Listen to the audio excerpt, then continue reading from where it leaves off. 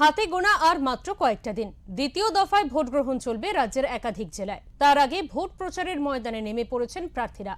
নিজের এলাকার বিভিন্ন প্রান্ত কখনো পায়ে হেঁটে আবার কখনো হুট খোলা গাড়িতে করে প্রচার সারছেন প্রার্থীরা। তাদের সমর্থনে দলের হেভিওয়েট নেতারাও আসছেন প্রচারে।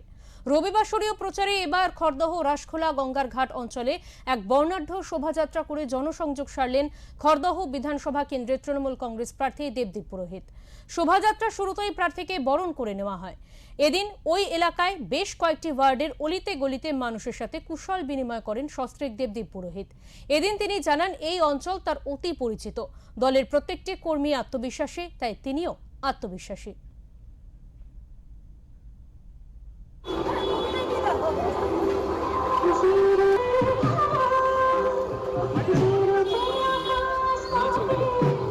মানে এই রাস্তাটা আমার খুব চেনা, এই পুরো এরিয়াটা আমার চেনা। আমি দীর্ঘদিন ধরে আমি এখানে আসি। বলেই দেই আপনাদের, আমার স্ত্রী এই এরিয়াতে বড় হয়েছে এবং আমি তাকে দীর্ঘদিন ধরে চিনি, বিয়ের আগে থেকেও চিনি। তো এরিয়ায় প্রচুর এসছি, এই এরিয়ায় রাসের মেলা হয়। আর প্লাস হচ্ছে যে এই এরিয়ায় আমার এত বন্ধু বান্ধব আছে। এই যে আমি যখন এলাম এত সুন্দর একটা সিন হলো যে আমাকে বরণ করলো একটি মেয়ে, ফুটফুটে একটি মেয়ে এসে বরণ করলো। তা আমি তো বরণ টরণ করে মিষ্টি খাওয়ালো, মিষ্টিও খেলাম। তারপর জানলাম যে ও আমার ছোটবেলাকার, যে ওর যে বাবা এবং মা তারা দুজনেই আমার বন্ধু। তো সে আমাকে বরণ করলো।